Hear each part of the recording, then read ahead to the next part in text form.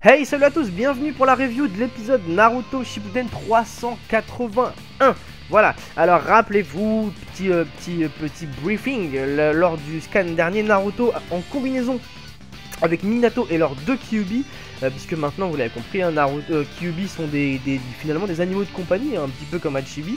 Ils sont, enfin en tout cas ils sont en adéquation avec leur Jinchuriki donc respectifs, Naruto et Minato. Ils avaient réussi à sauver donc l'alliance Shinobi, ce qui était plutôt pas mal. Enfin en tout cas c'était un beau coup, j'avais trouvé que le coup était ingénieux.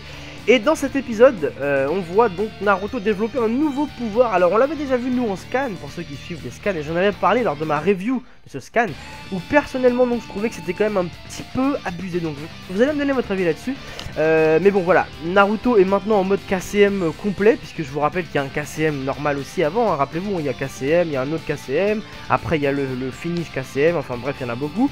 Et justement on apprend dans cet épisode là qui va combiner tout simplement le chakra de la nature, donc enfin l'énergie naturelle pardon, le mode Sennin tout simplement, avec son mode donc Naruto, KCM, Biju, chakra, tout ce que vous voulez.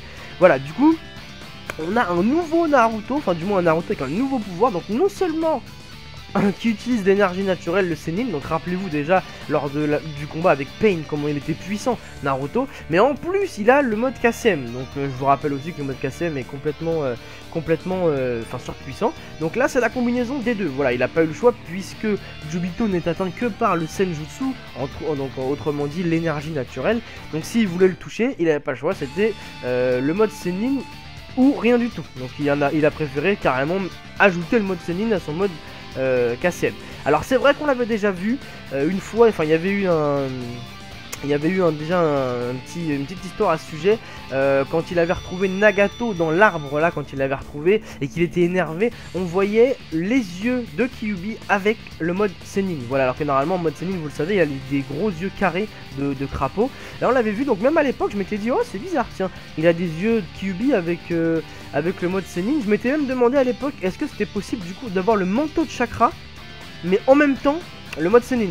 Donc je me suis dit ce serait bien qu'on le voit voilà un jour avec manteau de chakra, je sais pas, 2 ou 3 queues, peu importe, comme quand il était petit là, avec en plus le mode Sennin. Mais finalement j'ai été un peu léger sur la prédiction, puisque c'est carrément le mode KCM complet avec le mode Sennin. Voilà, donc ça fait un peu beaucoup de transformation pour Naruto, je trouve. Alors bon, on va entendre les fans de Naruto dire que Sasuke c'est pareil, etc., etc. Donc je vous l'accorde, mais ça fait quand même un peu beaucoup. Voilà, donc en ce qui concerne Jubito, lui, il nous fait pousser un arbre géant, un gros arbre qui sort du dos de Jubi. Et Madara nous explique un petit peu la signification, et du moins l'origine de cet arbre. Donc à la base, c'est lui qui a fallu le créateur de chakra, entre guillemets. C'était un arbre, donc un chakra. Voilà, une femme a volé le chakra pour faire cesser les guerres. Et cette femme, voilà, vous l'avez compris, c'est Kaguya. Donc Kaguya, pour ceux qui suivent les scans, ils la connaissent très bien. Pour ceux qui ne suivent pas les scans, je ne sais pas si on en avait déjà parlé, mais c'est tout simplement la mère du Rikudo Sennin. Voilà, tout simplement la mère du Rikudo Sennin. C'est elle qui a volé le chakra.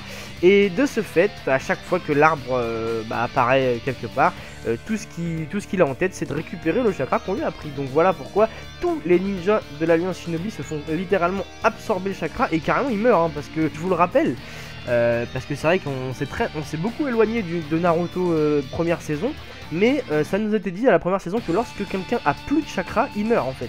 Parce que c'était comme l'énergie vitale finalement, et que si tout le chakra du corps était épuisé, le ninja mourait en fait. Donc ça c'est vrai qu'on maintenant on s'est beaucoup éloigné de toutes ces petites règles basiques, hein. Rappelez-vous à l'époque, hein, où on parlait du Sharingan, où on voyait les mouvements au ralenti. Maintenant un Sharingan c'est tout de suite un Susanoo qui découpe des montagnes et compagnie, mais à la base c'était un peu plus terre à terre, on va dire, Naruto. Donc on nous avait expliqué ça.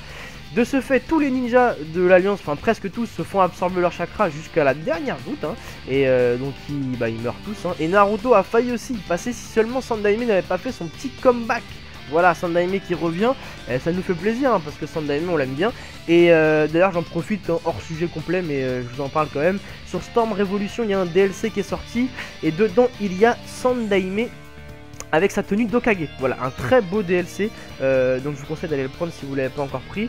Un très beau DLC, voilà, il y a aussi Hashirama dans le DLC, Hashirama en tenue d'Okage, mais il est un peu moins bien. Je trouve que Sandaime ça lui va parfaitement bien, quoi qu'il en soit.